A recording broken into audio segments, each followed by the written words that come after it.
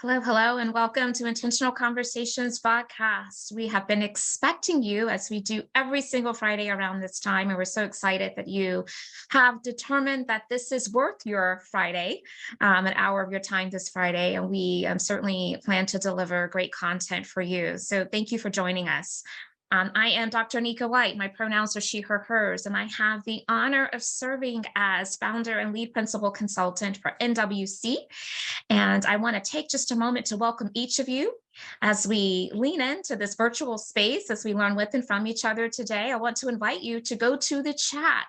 Let us know where you're joining the conversation from today. It's always a pleasure for us to see people from all over, not only just the US, but even international visitors who come week after week just to be a part of our Intentional Conversations podcast. I also want to share with you that today cameras are encouraged, but they certainly are not required. And so if you desire to have your camera on, we'd love to see your smiling face. But if you're also just joining in an auditory capacity, then we welcome you as well. Please feel free to use the chat. The chat is our way of creating a sense of community as we learn with and from each other. And so if I say something as your host today, or even our guest co-host today, that really resonates with you, we want you to go to the chat, share your thoughts and your sentiments. If there's a resource that comes to mind as we are talking today, and you believe that it would be of value to this community, then we encourage you to share that in the chat. Sharing is caring. We also encourage that if you want people in this community to be able to reach out to you beyond this window of time together, that you share your LinkedIn information. We love to be able to make those connections with each other. And so I certainly encourage that as well. We do have closed caption that is enabled for you today. If that's of use, that's our way of really leaning in and practicing disability inclusion. And so I wanted to make you aware of that as well. Last but not least, I certainly want to welcome and thank my NWC team, who are always very diligent in ensuring this virtual production is one that is a great experience for all of those who join with us. And so I'm so grateful for them. And specifically, I want to give a special shout out to my colleague, Cosette Strong, who in my absence last week hosted our Intentional Conversations VodCast. So thank you, Cosette. Once again, welcome to Intentional Conversations, a VodCast where we intersect conversations of diversity, equity, and inclusion with leadership and business.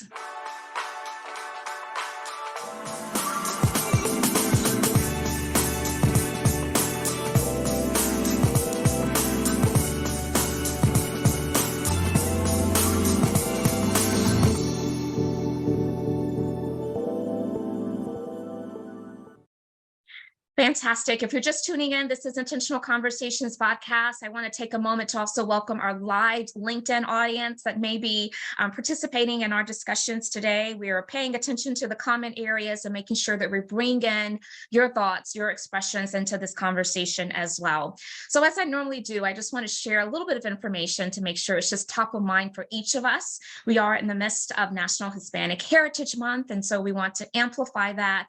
And while there are national observances for different types of months, I often like to encourage people, don't just relegate whatever your support, your allyship is for that month. Let's make sure we're continuing it all throughout the year.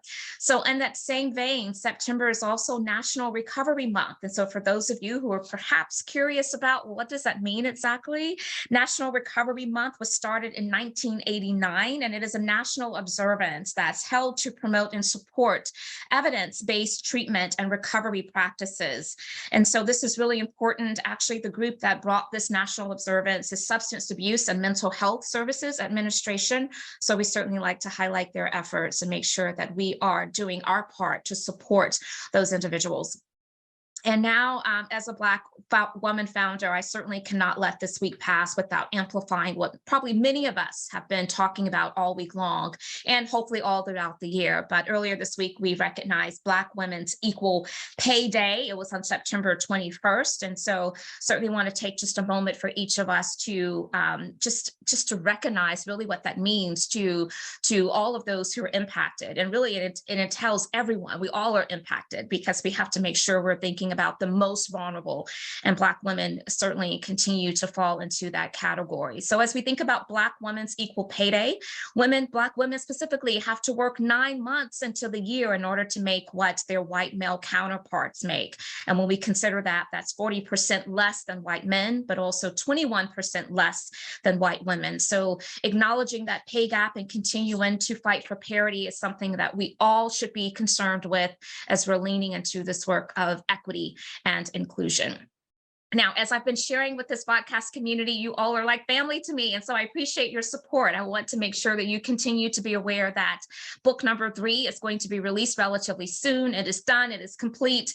It was a labor of love. And I really can't wait to get the content out into as many people's hands as possible. It is entitled Inclusion Uncomplicated, a transformative guide to simplify DEI. You can pre-order right now on Amazon. And this is in partnership with Forbes Books. The actual official release of the book, where it will be available in people's hands, is January of 2023. Now, if you have been joining our Intentional Conversations podcast and you find value in the content that's being shared, we also encourage you to share with others that perhaps are a bit more attuned to getting their content by way of podcasts. We do now take all of our VodCast audio and we make that information available via podcast. And so let folks know about it. They can get their data in ways that may be most suited to them. And so we're grateful to have multiple options to continue to spread and enlarge this community. I want to give you a head nod to what you have to look forward to the upcoming weeks. And so we're going to be rounding out September with our Intentional Conversations podcast with Anu Mandapati and Yolanda Johnson.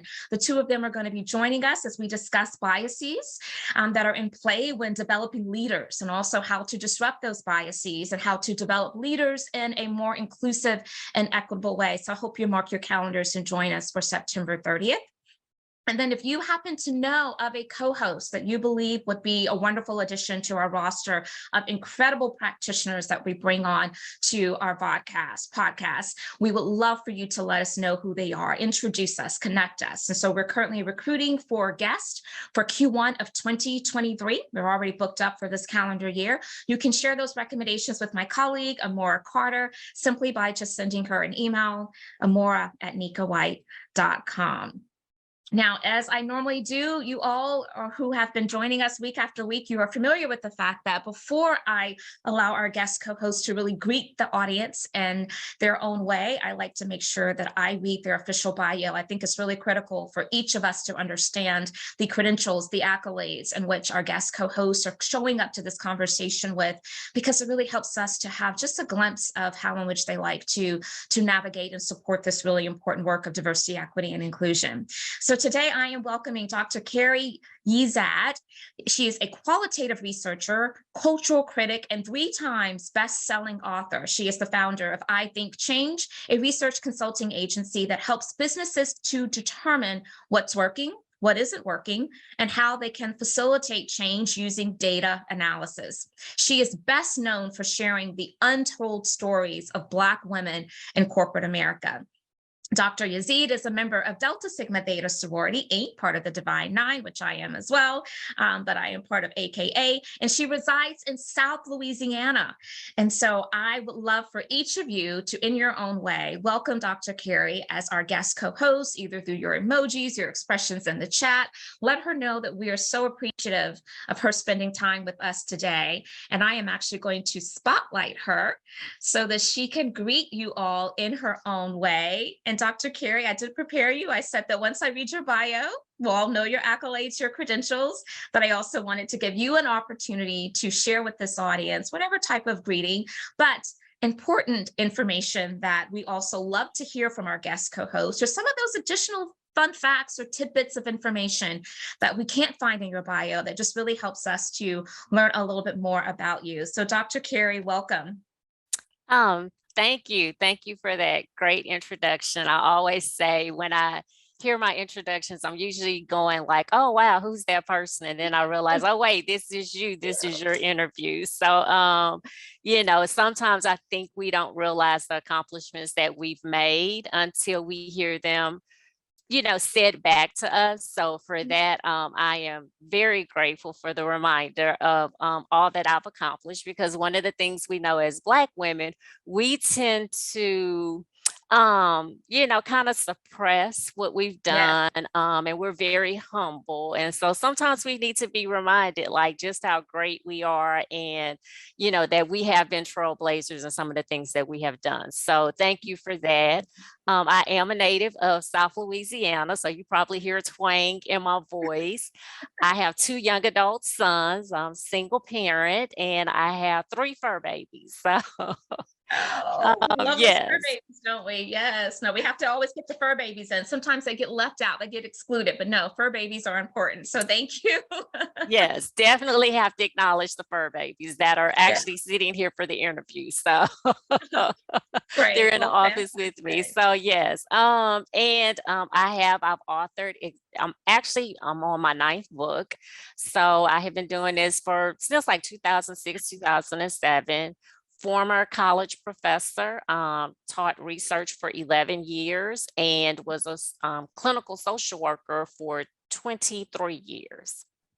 Fantastic. Lots and lots of experience. And so I know this conversation is going to be incredibly rich. And so let's just jump right in. I want to Yes. start with you sharing with us what your journey has been into this DEI space. So give us a little bit of background as to why you felt connected and drawn to this work, what really led to you writing your books, and just deciding that you wanted to really amplify the voice of equity and inclusion, and specifically for women of color in corporate America. Sure. I will say this, that my background is as a clinical social worker. So I did that for 23 years. And in that field, it is not acknowledged. It's not called DEI. You're out there and you're just helping people that are in need. For me, those people in need always looked like me. The communities that I served were actually communities that I grew up in. So I usually knew the families in some shape, form, or fashion. And it was helping them to navigate systems that back then it wasn't called systemic racism, but it was, okay, we need to learn how to navigate the systems that these whites have created that are keeping you from accessing the resources that you need to survive, that you are also entitled to. A lot of it was working as an advocate. So Mhm. helping them to understand the systems, and then sometimes having to take a step back and saying, okay, I've given you the tools that you need. Now, this is what you do. You go in and you advocate for yourself. And so Mhm. teaching them how to become self-sufficient in spaces and how to move in spaces that they probably otherwise wouldn't have been comfortable in.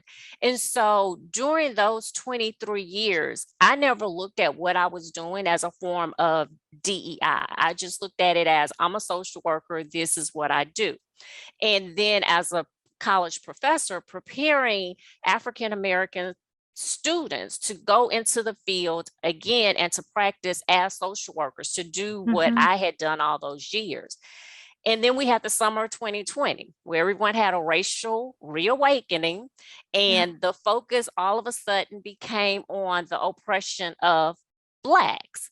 And I don't Yes. think it was really a racial reawakening for Blacks, because we knew what we had been going through. Sure. At least I knew I had. Sure. But everyone was at home. And so now things intensified.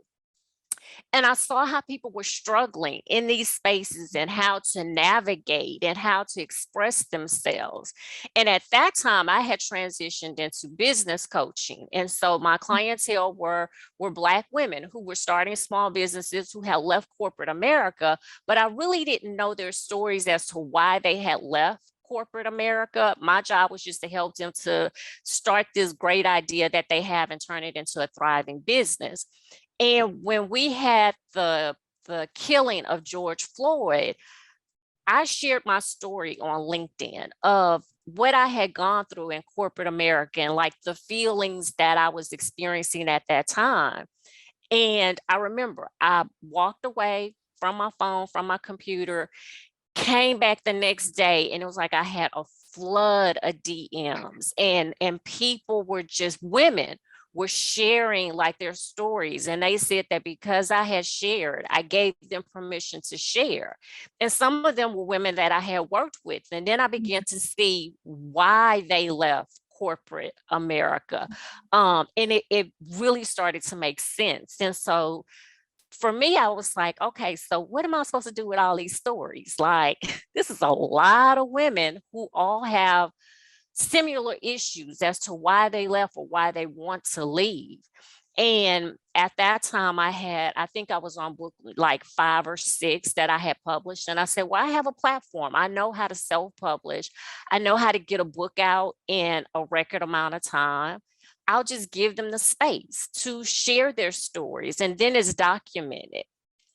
And that's kind of the researcher in me too. And so from there, 20 women came together and we created that first anthology, which was Shut Them Down, Black Women, Racism in Corporate America. And it was eye-opening a lot, because what we discovered was that they were giving other Black women permission to speak up about what they were going through in corporate America. And what we started to realize was that we were trailblazers, and we had opened the door and said, it's okay to start talking about these things. We no longer have to suffer in silence. And that was the common denominator, that they all had been suffering in silence.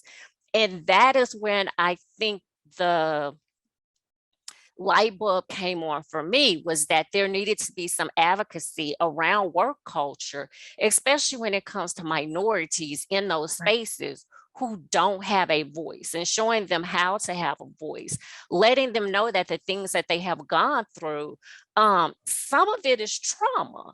And we have just done a good job over the years of suppressing that trauma. So for me, I think it started, that shift in my career, in my path, started in 2020. I love that. There's so much of what you shared, Dr. Carey, that it just is deserving of amplification. The first thing I'll say is we have one of our colleagues, our interns with NWC, Nika Bigelow, that's on today, and she's in social work, so I'm sure she's soaking all of this up.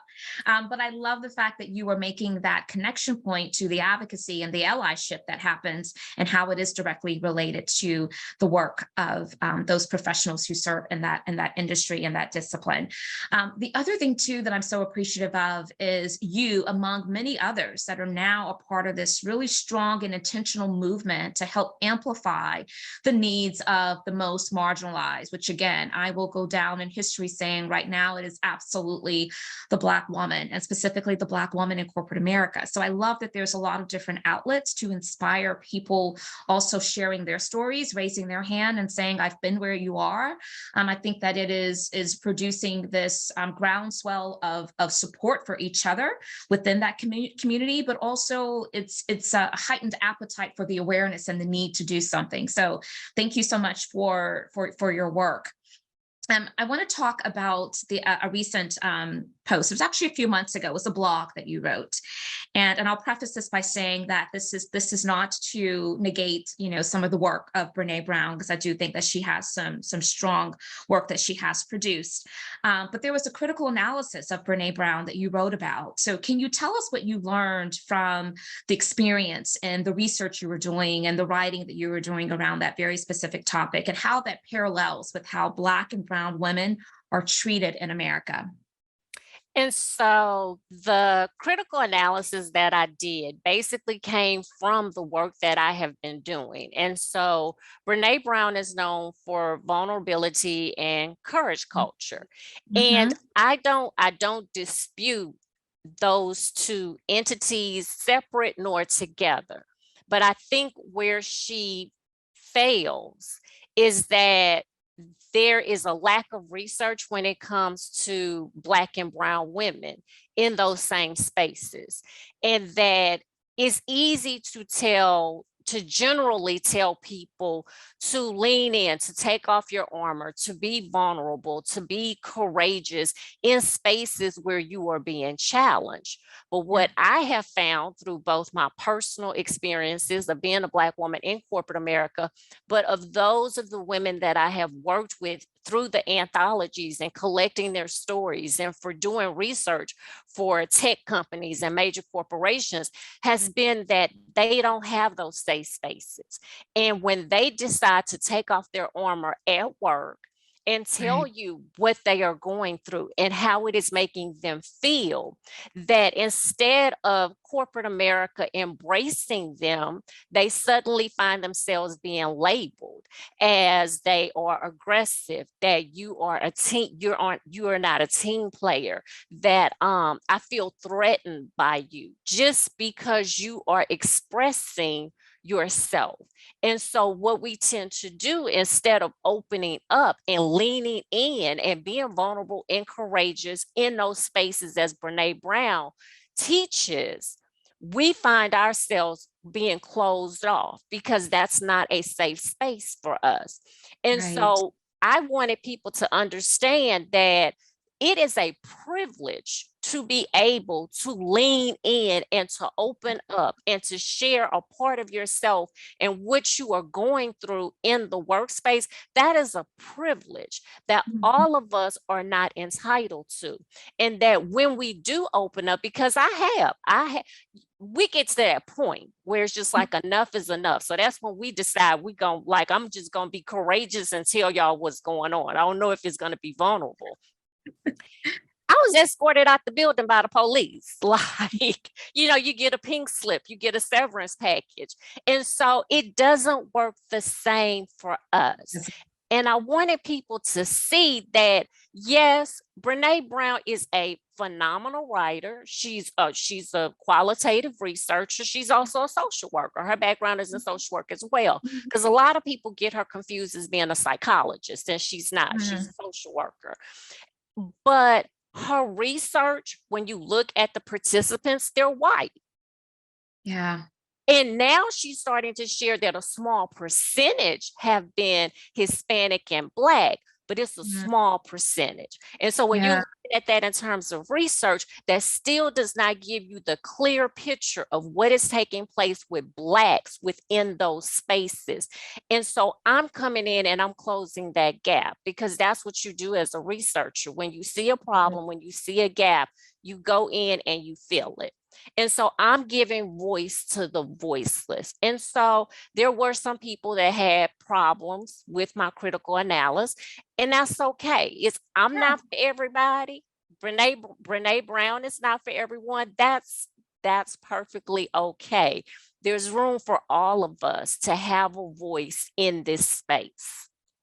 Absolutely. I so appreciate that. And I think what's, kind of alarming to myself and maybe others as well, that's kind of maybe hearing this information, is that when you think about research and the fact that research produces information that then informs so much of how in which we navigate the world, when women of color are left out, when Black women are left out, that certainly is harmful in so many regards. And so I appreciate, again, the amplification of bringing this to the fore. I'm sure that was very courageous on your part, maybe in some regards, because there's a lot of people that are fanfares of Brene Brown. And again, not to say she doesn't do good work, but yeah, there was a gap there. And so I appreciate you taking that stand. So I want to talk about ways in which Black and Brown women force organizations and individuals to pay the compensation that they deserve. And maybe for their intellectual property, we're seeing a lot of that, where people's Black women's work is kind of being stolen. They're not being credited for it. But even, the stats that have been, circulating throughout this week, as we've recognized, the inequity that happens with Black women's pay. What are some of the ways in which you advise Black and Brown women to make sure that they're protecting themselves and they're advocating for themselves? I think one thing is that we need to have conversations about pay amongst ourselves. Like, we need to talk about what we're getting with certain corporations, what they pay, what did you get? What did you get? Because there is a big discrepancy. I think we also need to know our worth. And so sometimes that means you need to find out what your white counterparts are also being paid as well. And speaking up and being able to say, I'm an expert, here are my credentials, this is my rate. and being okay walking away when they refuse to pay you what you're worth. Like sometimes it's a non-negotiable. And I just Right. had a conversation with a colleague. We've been associated through social media for like at least 7 years and just met recently this week. And we were having a conversation about consulting, contracts with major companies, and what we have to go through in order to get a contract or to get paid, and how it looks different when we're dealing with someone in leadership who looks like us, where it's Right. the process is a whole lot easier versus when we are having to deal with a white male or a white female in corporate America, and how we have to prove ourselves, even though they have our resume, they have our LinkedIn profile, they have to do an interview with us, they have to interview our team, then we have to sit down and meet with their entire team. And then instead of them talking to you about the proposal that you submitted, you find yourself being gaslighted. So it's a 30 minutes to an hour meeting of being gaslighted and picked apart. And then you're told no. And you Yeah. find out that it was given to someone who doesn't look like you. The contract was given to someone else, and you were used to check a box. And as a Mhm. Black woman who does what I do, and my team of researchers are all Black women, we check two boxes. We're double minority. We're women Right. and we're Black. And so we check the box of, well, at least we're trying to do business with more women and more Blacks. We check those boxes, but we don't get the contracts. That's what we're finding. Yeah, no, absolutely. That is real talk. And I've experienced it myself. And so you're definitely bringing some truth to this conversation. I want to amplify some of what's happening in the chat right now. Andrea Payne is saying, it's so important to connect with white accomplices, and allies to learn about what pay transparency and process look like for them in comparison to what we are offered as Black and brown women, and are made to feel as though our ask is too high. So recently we saw where California released information regarding the requirement of transparency around salary, and I think that's a big win. I think that's a huge step. I am interested to see how quickly other states maybe follow suit. What are your thoughts about that move that California made? I think more states need to move in that direction. I see California as being a very progressive state. And I see them like they're not just all talk, they're actually backing it up. And if you had to look at a state that is really trying to make an impact when it comes to, you know, unequal pay and, closing the wealth gap, California is definitely that state.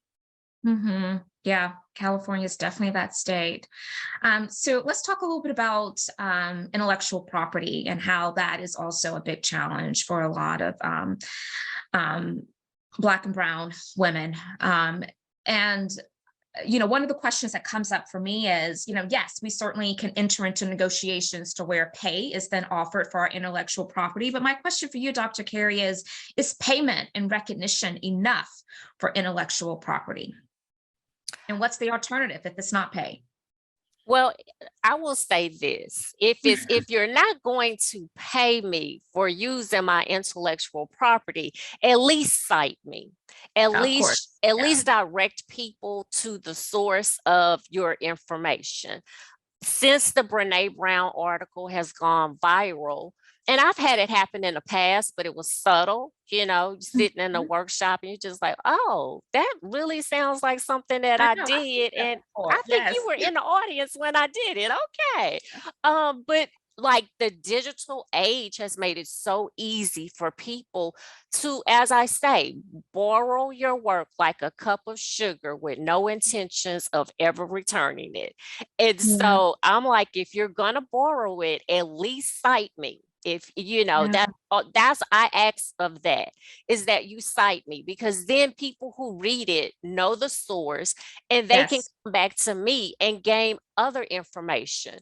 But when you lift someone's information and then you spin it as if it is your own and you don't look like me, so then that means you're walking into rooms and you're pretending to know this information, but it's only on a surface level. So you can't go deep. And you can't break apart what I was thinking when I wrote that piece of intellectual property. But Right. there are people, I have heard of people who have taken my Brene Brown article, lifted parts of it as their own. They have created training programs for universities. They have had speaking engagements. They've done consulting for major corporations. And I'm just trying to figure out, at what point did these people not realize that these individuals were not the expert in this topic? Yeah, yeah, no, that's so good. That's so good. And we need to all continue to keep amplifying that. Those citations are critical. And this does happen far too often, as has been expressed into the chat. So I want to talk about your new book of many books. I think you quoted 9 that you shared with us that you have produced. And so that is quite an accomplishment. But your latest book, if I'm not mistaken, is called Unbreak My Soul: How Black Women Can Begin to Heal from Workplace Trauma. So what do you want Black and Brown women to take away from your book? That's the first question. The second question is, I'm a firm believer that just because the book is focused on a certain population does not mean that it's not for others outside of those identity groups. And so the follow-up question to that is, what do you want white men, white women to know about how much of a resource this book can be to them? So let's start there. So for me, the book is written, it's divided into 3 parts. And so the first part actually lays out what is trauma that takes place in the workplace, and that anyone can go through these traumas. So they're not just limited to Black women. The book is specific to Black women because I need us to understand that we have a compound effect when it comes to trauma, because not only do we deal with the trauma in the workplace, but then when we walk outside our front door, we're dealing with systemic racism. We're Right. dealing with the gist of living while Black. Whatever you do, there's a chance that you're going to be discriminated against, that you're going to be harassed, that you're going to be bullied outside of the workplace.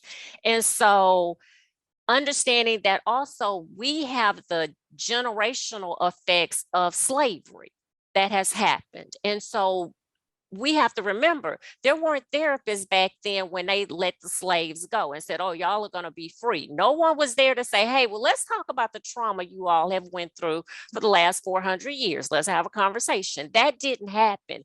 And it has been passed down from generation to generation. So when you're feeling the feelings that you have in the workplace, understand that you're a little different because you're bringing some extra baggage to the table that probably hasn't been resolved. And so where's the source of some of your anger and your frustration? And moving from there, helping them to start to see what are their traumas. And that's part 2 of them going through the exercises to pick apart their workday. And then the third part is actually a work journal, because a lot of times we go to work, we go through the motions, but we don't document the experiences. And so then when something really bad happens and we find ourselves in front of the EEOC or in front of an employment lawyer, we don't have dates, we don't have times, we don't have specific people. And so this is a way for those women to go and track what is taking place within a 30-day time period. And they can make copies of the diary pages so that if they need to use it after that, they can. For those who aren't Black women who have purchased copies of the book, because I have had a lot of white men and women to purchase copies, and their response to me was that they wanted to give them to colleagues that they knew were struggling. They wanted to give a copy to a friend. And for them, this was their way of saying, I see you, I'm trying to understand what you're going through. I don't. But this lady right here wrote this book, and I'm hoping this can help you. And so let's start here. And so if nothing else, even if you're not that Black woman, you know a Black woman who is going through it in the workplace, who she is depressed, she's tired, she's frustrated, she's ready to give up, then that's a great resource that you can put in her hands and say, hey, I'm not Black, but girlfriend, I heard this book might at least give you some answers or point you in the right direction.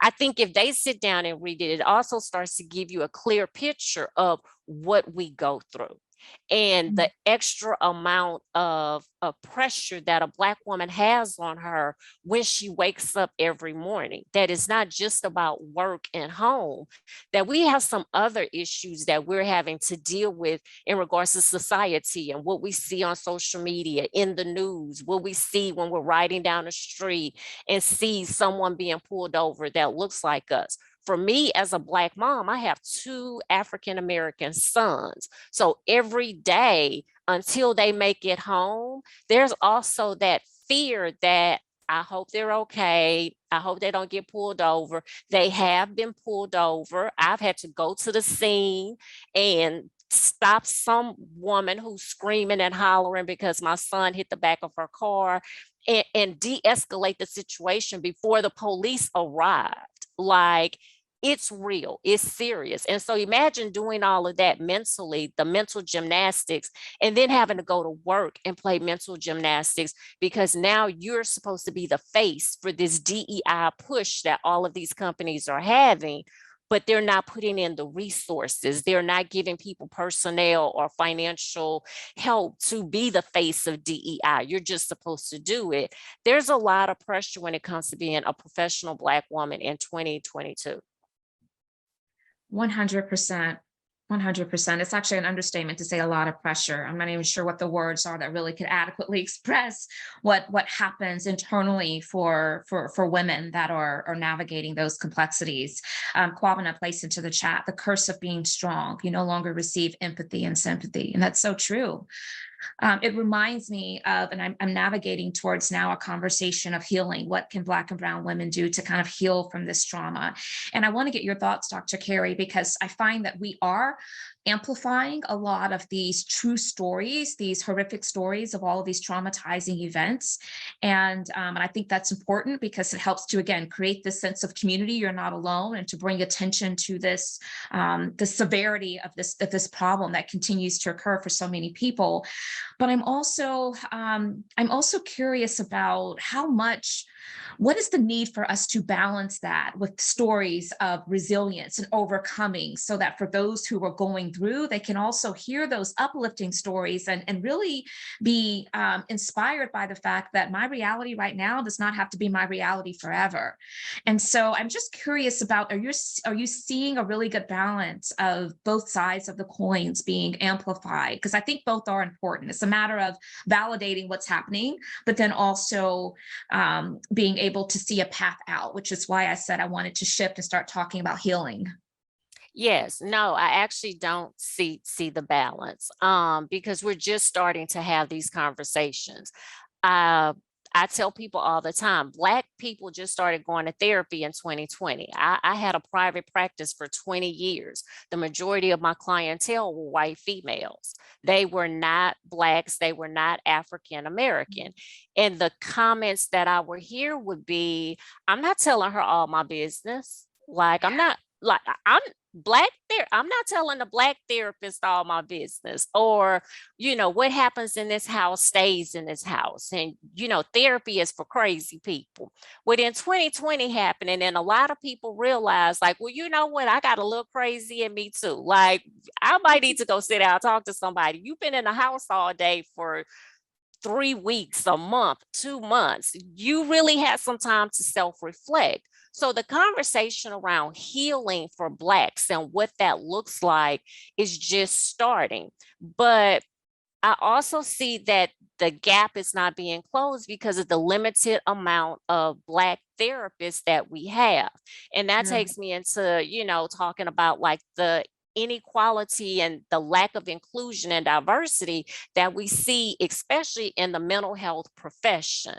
That you only have, I want to say 2% of your psychiatrists are Black. I think 4% of your psychologists are Black.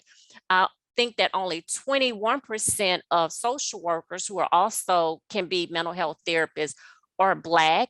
And I think for LPCs, that number is even lower. Like, there are not a lot of Black therapists that are available.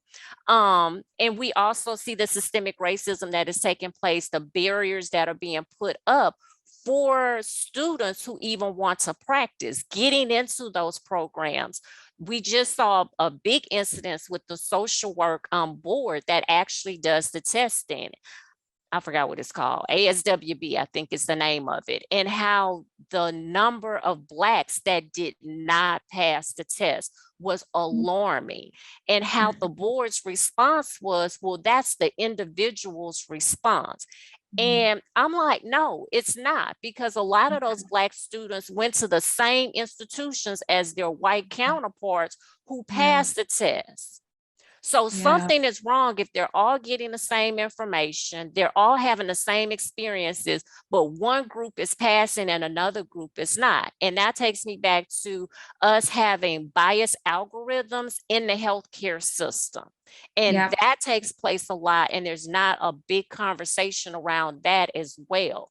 So when we talk about healing, it's a conversation that's going to be ongoing. Right. Absolutely. No, absolutely. So I want to let the audience know that we're going to be shifting momentarily to take your questions, your comments. We would love for you to contribute to today's podcast discussion. You can do so by raising your hand, and I'll be glad to invite you to unmute yourself, and I will spotlight you so that you can share your comments. Or again, if you're here more in an auditory, observatory capacity, and you just want to place your questions or comments into the chat, we will also make sure we're paying attention there to bring it into the discussion. So be thinking about your questions while I address this next question for Dr. Carey.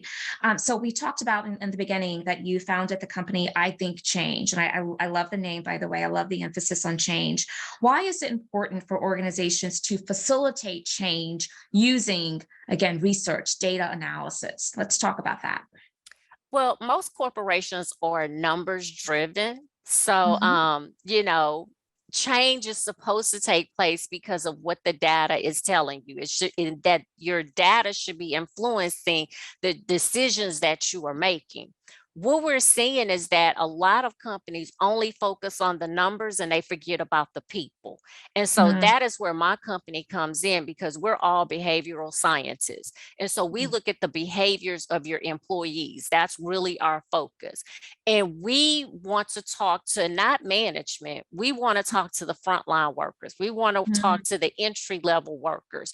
What's their experience? What do they see as being the problems? Because those are truly your key problems, because they are the individuals that are boots on the ground, that are making it happen, that leaders often ignore, because a lot of them are going to be minorities, and we possibly cannot know what the problem is. We aren't on that level of intelligence. And so they're often discarded and their experiences are negated.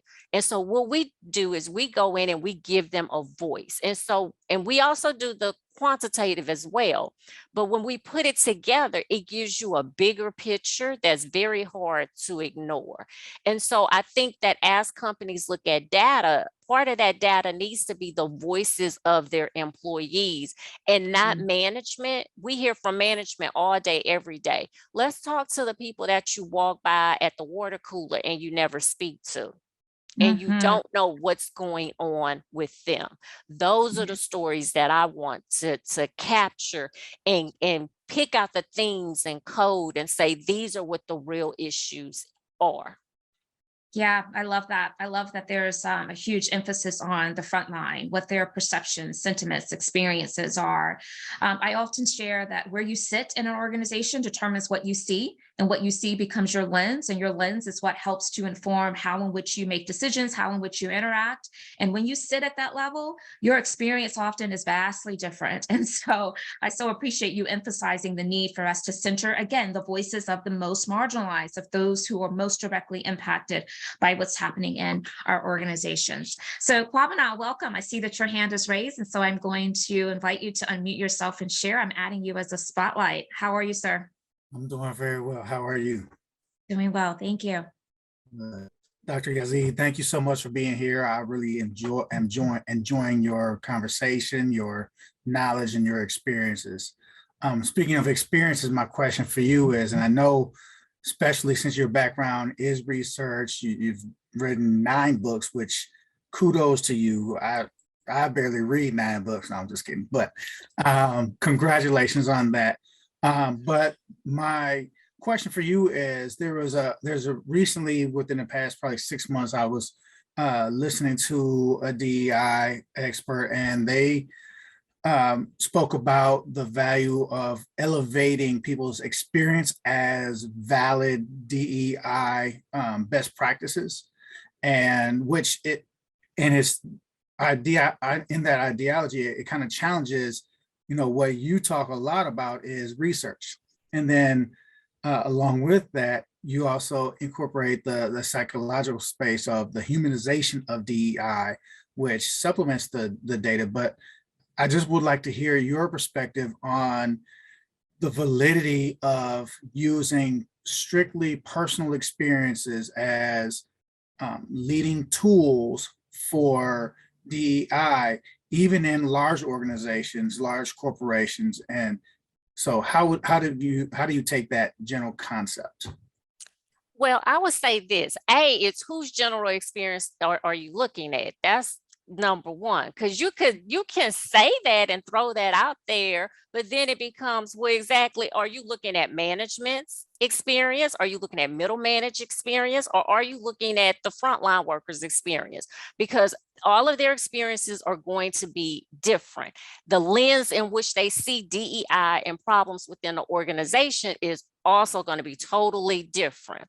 The next thing is, you still have to look at policies, you have to look at procedures, which influences their experiences. So I don't know. I would kind of tread lightly on, we're just going to go on DEI strictly off of people's experiences, but we're not going to look at the policies. We're not going to look at procedures. We're not going to look at how people are hired into the company.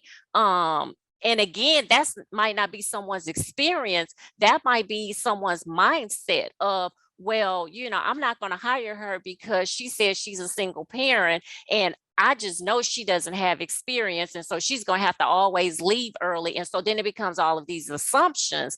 That's not your experience. That's your perception of someone that you haven't even allowed them to have an experience. And so then you don't hear from them. You can't get their experience because they were never hired into the organization to begin with. So you got to look at a lot of different factors when we start talking about DEI, because, again, when we start talking about equity, what does that look like in some companies? When we're talking about inclusion, what does inclusion look like? I remember one company that I actually was up in line to work with, and they used me to check a box, was that their ideology of inclusion was to bring in workers from India. And they couldn't understand why they didn't have any Black workers. And I was like, Morgan State University is like a couple of miles away from your organization. You have an entire HBCU that you never set foot on that campus and tapped into them. And I said, that's a hiring practice. That's a hiring practice. And so, again, when we talk about people's experience, whose experience are you going to be looking at when you say that's going to influence your DEI? I'm saying. That makes absolute sense. And I was referring to, in particular, like DEI professionals in corporations, and how that could influence the trajectory of an organization. On the Morgan State, great point. Wonderful institution. Actually, for those who don't know, and as you talk about a lot of times they use Indian descent hires for engineering. Morgan State is the only institution in the state that has a bachelor's degree in industrial engineering. So again, I'm not a HBCU alum, my wife is, but I definitely support it. So thank you again. I'll relinquish the mic. You're welcome. Awesome. Good to see you, Kwabena. Thanks so much for joining us today. So again, I just want to remind you, if you have some questions that you would like to bring or comments to the conversation, please feel free to raise your hand. I would love to be able to spotlight you to share. In the interim, while you're maybe thinking about perhaps what you want to contribute to the conversation, I do want to introduce another question, Dr. Carey. And this question is about change management and leadership development. Why are the two of those key to shifting work culture? Well, change starts with leadership. And I think when we start talking about the work culture, even though we're looking at our frontline workers, all of their work is being dictated to them by leadership. And so again, we have to look at what is their mindset, what is their experiences, who have they actually been around. I mean, unfortunately, when we look at corporate 500 companies, a lot of these leaders are white males who have gone to Ivy League schools. Their interactions with Black and brown people has probably been limited. A lot of their experiences are going to be limited to what they see on TV, what they hear in the music industry. And so when you're talking about change management, a lot of times change management means that we have to come in and change their mindsets first. The leadership mindset has to change. They also have to realize that you have to have the buy-in of your front end workers before any change is going to take place, because they're the ones that have to actually implement it.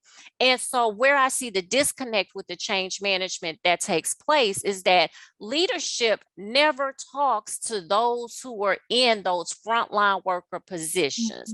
And then they come and say, well, this is what we need you to do differently. And frontline workers are saying that's not going to work. And they know it's not going to work because they are the ones that are doing it. And so then organizations struggle trying to realize, well, why can't we get change to take place? And they want to blame the frontline workers, but what they haven't done is included them in the conversation. That means that you need to have a mindset shift of how you perceive those individuals and what they bring to the table if you allow them to sit at the table. Mhm. No, absolutely. And I see that Alfred shared into the chat. It should be exchange management. And so with that note, Alfred, I am going to bring you in. I would love to have you share some of your thoughts, your commentary. So you're spotlighted now. Welcome. Thanks for being here. Thank you, Dr. White.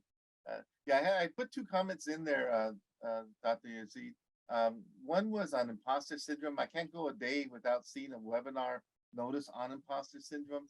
And what irks me is that many of these conversations don't take into account racial trauma, racial fatigue, 1,000 paper cuts of microaggressions, and even the whole concept, who developed it and who was not in the equation when they were interviewing other women. Could you speak to that? And then the other thought, if you could get to it, is that I see a lot of work being done around somatic therapy. You know, how we as people of color especially hold that trauma within our bodies and all the other ripple effects that it has on our total health. I know they're two distinct, but they're kind of related. So Yes. Your thoughts. Thank you. Yes. And so we do see imposter syndrome taking place, especially when it comes to people of color, because a lot of times we have been gaslighted so much in the workspace that you have been kind of programmed to believe that you're not on that level. And that has been done intentionally. That's not just someone who's just a narcissist doing what they do. A lot of that is done intentionally to keep you in your place. And we have to understand how capitalism works in this system, that you have to have the worker and then you have to have the person that benefits. And the person that benefits can't allow the worker to get on their level. So there has to be some manipulation that takes place. And so when you have the gaslighting that's taking place, that encourages the imposter syndrome that we often see, where it's just like, well, okay, am I really good enough? Like, so one thing that I do to defeat imposter syndrome is I'm going to research people. So when I come to the table, I already know what I'm bringing, what you're bringing, and I normally know I'm bringing more. And then I come in and there is no, so when you start with the gaslighting, I'm going to shut you down. I'm going to tell you this is what it is. I'm going to call you on what I see taking place. And then I'm going to set the tone for how the meeting is going to go or how the consultant is going to go. And so I had to learn how to reclaim my voice and regain my power. And part of that is that do your due diligence, do your research, know who you're going into the room with. And I think a lot of times you will be pleasantly surprised to see that you're overqualified or that you're the most qualified person in the room. That's a good ego boost. If you need, that's a great ego boost, right? And as far as like us holding all of that trauma in, that is true. So I think recently the CDC this week, thinking it's the CDC, said that physicians need to start screening for anxiety in patients that come in. And as a former mental health therapist, I could not agree more. I worked with physicians that worked in like inner city areas, and clients would often present in their office with heart palpitations, headache, fatigue, and they would run all these tests and the test would come back negative. And at some point, one doctor that I worked with, she realized that they all were having panic attacks, that they were depressed, it was anxiety. And so she was just like, do you take like Medicaid? And at that time I did. And she said, good. And next thing I knew, she flooded my private practice with clients. And that was like my first influx of having Black and brown clients that were experiencing, and it was having to educate them on what anxiety was, what depression is, what are some things that you can do in your life, what are the stressors that you're facing. But they had carried that around for years. A lot of them, it had been years. They had never talked to anyone, and it had started to show up as health problems. And so again, when we start thinking about the inequalities that take place in the healthcare industry, this is how it's impacting us. So yeah, you know, I always say when I don't feel good, I'm going to the doctor. We're going to figure it out together. I'm not ready to die. So I'm just built a little different, but I know some people who just will not. And a lot of times is they just need to talk to someone. No, I love that. Thanks so much, Alfred. I so appreciate you being on and you sharing that commentary. This is intriguing. It's intriguing to me. You can go to the doctor and get your blood pressure taken like we are used to, but then also, you know, maybe soon on the horizon, we'll be able to also have our anxiety checked too, right?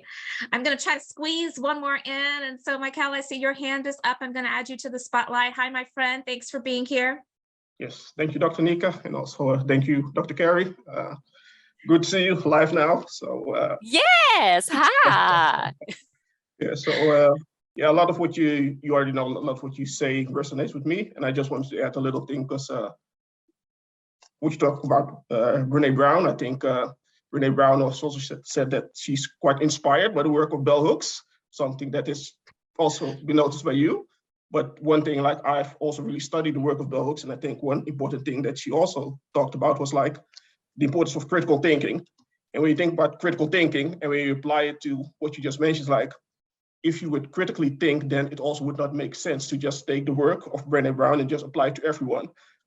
So that's why I think it's important also to stress that, because like, yeah, a lot of things that are going on is basically like, it would only make sense if you do not critically think. And I think that's an important point also to make that, for instance, like an example that I often give is like I live in the Netherlands, you know, in Europe, and like I have a police station in my street as a Black man, but as a Black man, when I walk out the door, then I'm not afraid that the police will do something to me. But if I was in America, the same Black man, that would be totally different. And that's also critical thinking, like the context also matters. So the whole idea of just applying her work without any critical thinking, that doesn't make sense. And that's something that it's interesting to notice that people sometimes negatively respond to you, while actually what you said is just logical thinking. So that's just something that I wanted to add. Thank you. Thank you. And yes, that is a very good point. I recently just had this, I would say discussion on LinkedIn with someone who shared my article, but she shared it to tell people, oh, this is a great article. And then there was that but, and she went with the but, you know, Brené Brown teaches, I feel that what Brené Brown is teaching me is how to be human. And I said, well, that's nice.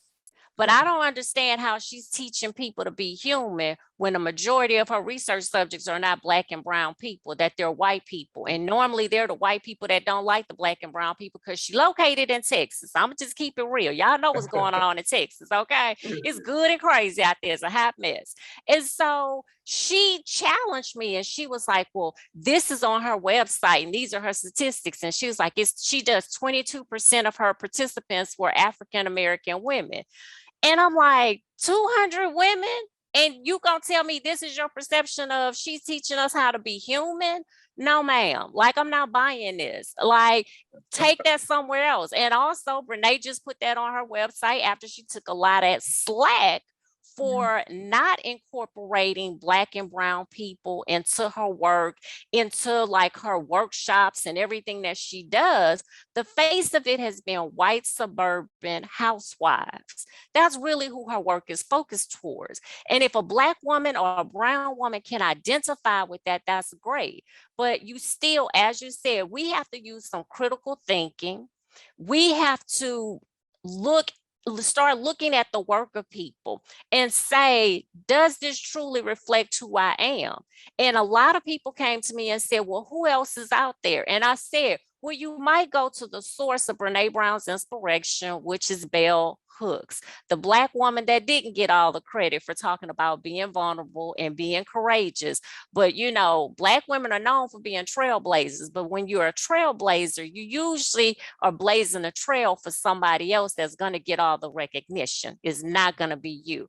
And so it's unfortunate that Bell Hooks died like at the crest of all of this taking place. But yes, we have to critically look at the works of who the media is putting in front of us and telling us these are the people that we need to listen to.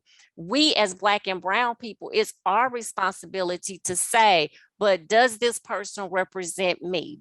Can I apply this to my daily life? And if the answer is no, don't try and force yourself inside of a square hole and you a pig. Like, no, it's not gonna work. You a round peg, no. Just go find somebody else. There's someone else out there. You're just going to have to do the research. Exactly. Thanks so much, Michael, for your question. And Dr. Carey, we are out of time, but I just want to thank you so much because I'm not sure if you've been following some of the commentary in the chat, but this was definitely a rich conversation that all of us were able to experience. And we cannot thank you enough for just sharing so much of your time. We'd love to invite you back in the future. So that is the end of today's Intentional Conversations VodCast. If you found this to be useful, we hope that you will encourage others to catch the replay or the podcast version. And hopefully we'll see you all back here again next Friday at the same time. Thanks so much. Have a safe and wonderful weekend. Bye-bye.